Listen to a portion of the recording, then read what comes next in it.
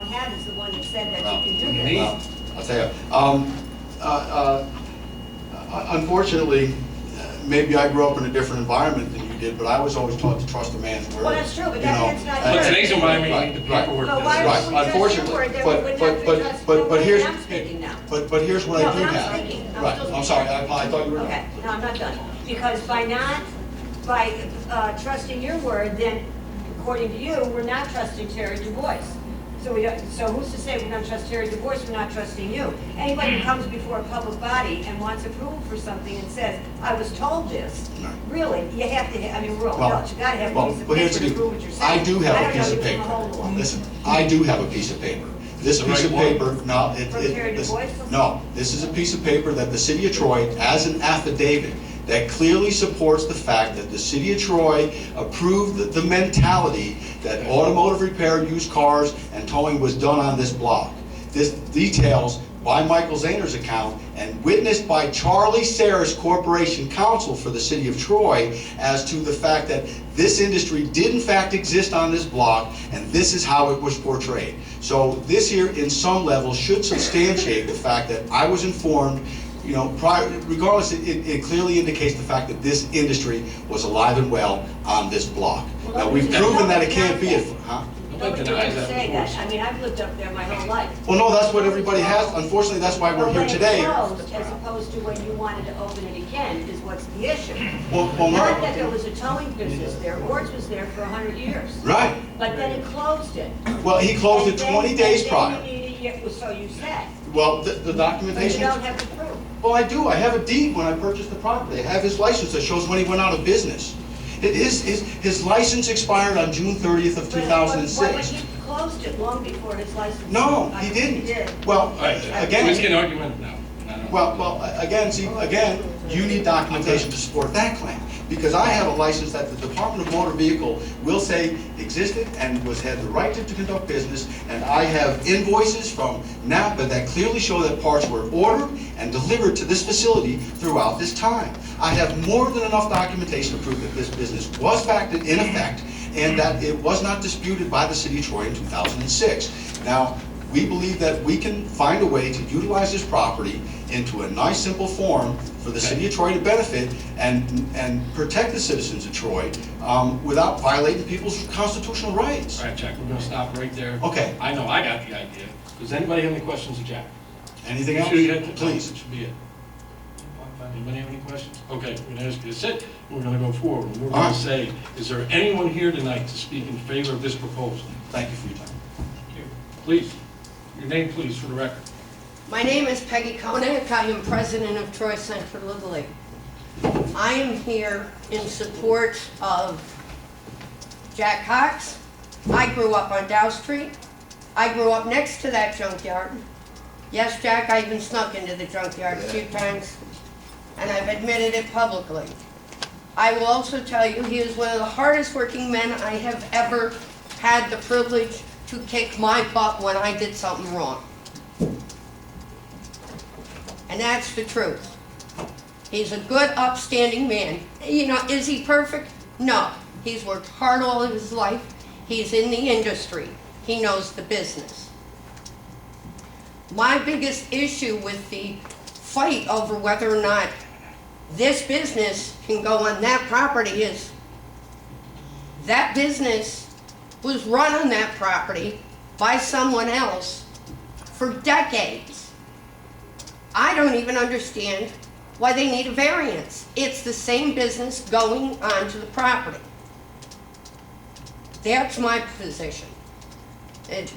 Barring the residential end of it that's been added to it, I actually think this is a good use. It's much better to have a piece of property utilized and occupied than vacant. We all know what happens in North Central with vacant buildings. We know in North Lansingburg what happens with vacant properties. Are we going to wait until the arsonist burns it down? You're getting a little ahead of yourself when talking about burning stuff down. We're just trying to get through this. But you understand the point. Vacant properties are an issue in this city. This is a way to get a vacant property filled in a perhaps a non-conforming use, but in exactly the same way. In fact, not quite the same way, because they're gonna do the repairs there that the last guy did. So it's not even going to be used up to the same level that it was used before. I don't see what the problem is. The way I see it, having been on the outside of it for the majority of it, is it's everybody needs to take a time out. That's what you need to take a time out, step back, and stop looking at it from a personal point of view. Thank you. Anyone else to speak in favor? Yes. Gotcha. Excuse me if Can you give us your name for the record, please? Michael Laporto, ex-councilman, City of Troy. Just want to tell you, I don't know Jack Cox from Adams. I met him once. My campaign fellow when I campaigned for, mayor. And I'm here because I'm a business guy. I'm a businessman like your brother is, like Steve Miner is, like other people in this room. And to me, a vacant property, let's say, for instance, that this property goes to, for not-for-profit, not the property for Father Young or somebody else. We won't collect a dime. You're talking about Father Young? Or anybody like that, anybody in not-for-profit. Let's suppose they don't do this, and not-for-profit comes in. What does Father Young have to do with his special And not at all, I mean, just to make an example, if it goes for not-for-profit. Okay. If it goes not-for-profit, nobody makes a dime. But for this guy, according to your rules and to your regulation, The City of Troy's rules and regulations. of course, we're talking about zoning board, you are the City of Troy right now. Go to the rules and obey by what he's gotta say. And he does everything to the letter. He should be allowed a license to work. If he doesn't do it, then he should be shut down. And that's when you can come in. But why deny a businessman who's gonna bring you people in here? Forget his name's Cox. Let's suppose his name's Johnson. Or anybody else. If he doesn't do by the rules, shut him down. If he does it according to what he says he's gonna do, I think he deserves a chance, just like anybody else. That's all I have to say. Thank you, sir. Someone else? I saw a hand back there.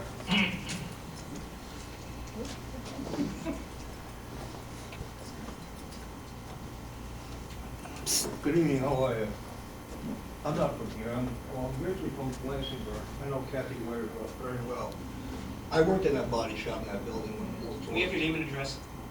148 Overvita Road, Lot 98, Selkirk, New York, 12158.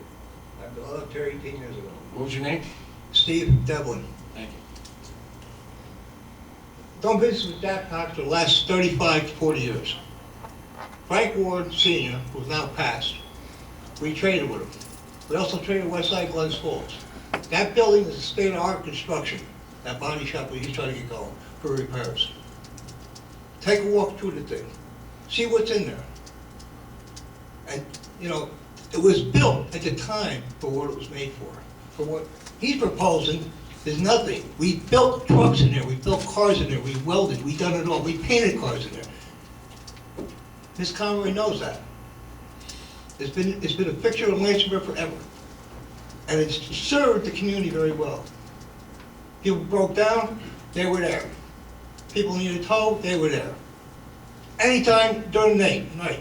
And with no AAA involved. This is just friendship. Jack has never been dishonest with nobody. Keep it on the tax rolls, let the man go into business and keep the thing functioning. It's a part of the burg. And I don't live there anymore. But it's a fixture. If something happens to it now, yeah, you got a vacant lot next door to it, that big house. I know the family used to live there many years ago. But it brightened up the landscape right there in that house, being gone. I saw a picture of it.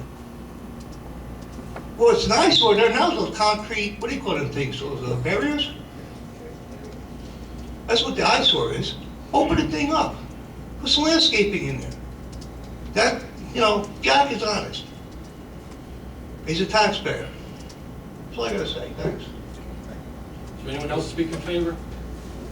Just for the record, there's no barriers in front of there right now. No, No. other than that. Okay. Is there anyone speak in opposition or in favor? I'm sorry. Favor. Favor, what's your name? My name is Rosalie McIntyre. You're gonna have to come forward, we can't hear you that well. Next contestant.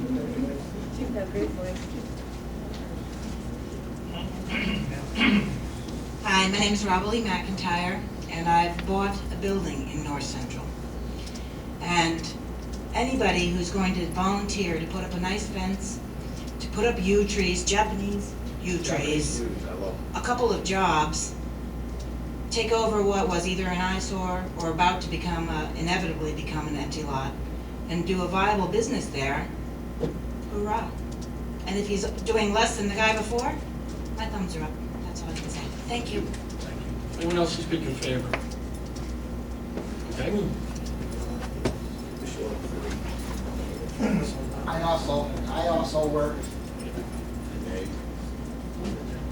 in his body, Robert C. Cox, 1510 Tibbetts Avenue. I live up in the middle of RPI. I moved back there from Florida. I was in Florida for 33 years.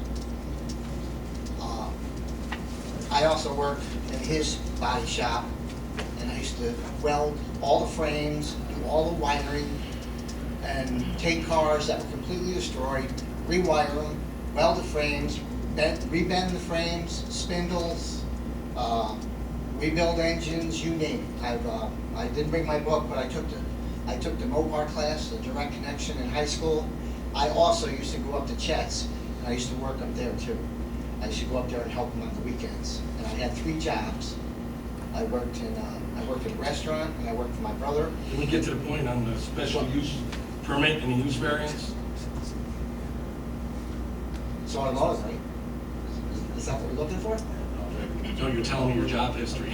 We're trying to get through the zoning for the special use permit to allow the auto service station and the use variance to allow for the towing business. Right, yeah, well, I worked up there too. I worked for Mr. Ward. And I worked for the Dorians too, Sonny Dorian, the original Dorians. Before my brother even took over. That's it. Okay, thank you. I'm a welder, I'm a fabricator. The list goes on. Is there anyone else to speak in favor of the proposal? Hi, my name's Diane Thatcher, and I've been in this business for 15 years. I am a female in the automotive and towing business. I don't see that there is a problem with having a business pre-existing, continuing in any business. If a business continues and brings revenue and brings the help to the people who need it, I don't see as it should be changed. If you have a towing business that helps the city, helps the people, I don't see as it should go. I don't see, and he don't discriminate as you see, I am here. So what I'm saying is, if it has a chance to continue, it would be a good thing for Lansingburg, a good thing for the business and the people. I was born in Lansingburg also. I'm going to ask you to stop and please don't interrupt again, okay? All right. And I'm in favor of this. I'm in favor of continuing a business that pre-existed. Thank you. Thank you. Is there anyone else to speak in favor of the proposal? Is there anyone here to speak in opposition to the proposal? Okay, we're going to close down the public portion. I heard what I need to hear. How about everybody else? Good. Let's put it right out the vote then. We'll start with the secret. Okay, Mr. Chairman, I move that in regard to secret environmental case review, case number ZB 2011-045, that the subject proposal is an unlisted action. There is sufficient information available upon which to make a determination that the proposed project is not expected to cause significant environmental impact. Motion's made, do I have a second? Second. All in favor? Aye. Do I have a motion on the application?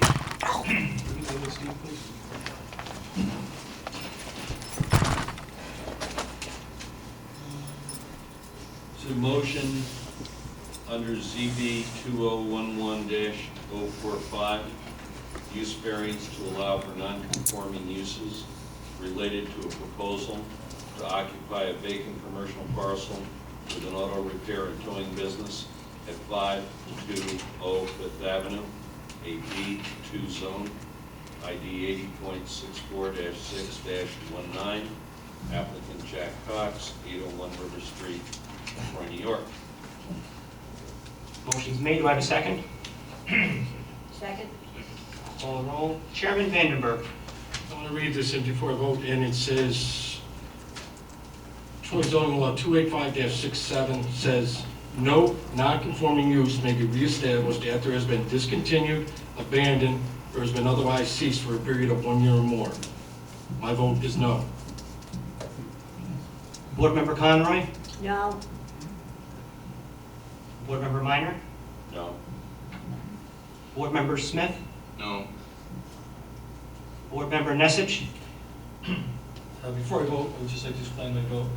And I realize it's axiomatic, given the four votes. The reason, let me explain something first, because there's been a lot of dialogue tonight. This board cannot act, or should never act in their opinion. This board's job is to implement, to interpret the laws set by the city council for zoning, and to use corporation counsel and city officials to do that. So that's our job. Questions about character and individuals and stuff like that, anybody who would take action for or against somebody based upon their perception of that person's character is not only wrong, but then they violated their oath to be on the board. So we're looking at this, I'm looking at this, we're looking at this factually. You clearly have a problem because when you bought the property, you bought 2 deeds, you got a home and a lot. And then, assuming that you had the approvals that you thought you had, you already took action to remove the house, to get, let me finish. Sorry, please, but I need to correct that, because that's a wrong This assumption. isn't discussion time. Just give it his vote. Please stop. The main thing that we have to, in the city council, the zoning laws that exist, the reason why they require, you're gonna do an auto service station or towing business, where they require special approval of this body, is because of the complexity of those issues. For me, the bottom line is that I cannot vote to allow someone to do something different than what the zoning would apply for, require them to, unless they can demonstrate very conclusively the economic hardship that they have because they can't get the zoning, variance. And it's difficult for me in terms of the facts. You bought the property as is, and now we're being asked to help remedy a situation that existed when you bought the property. I don't feel it's in my legal authority to vote yes, and that's why I'm voting no. Okay. Do I get a chance to talk here? No. The vote is carried. The vote is carried. So, 0-5. We'd like to thank you for your time. Thank you. Thank you.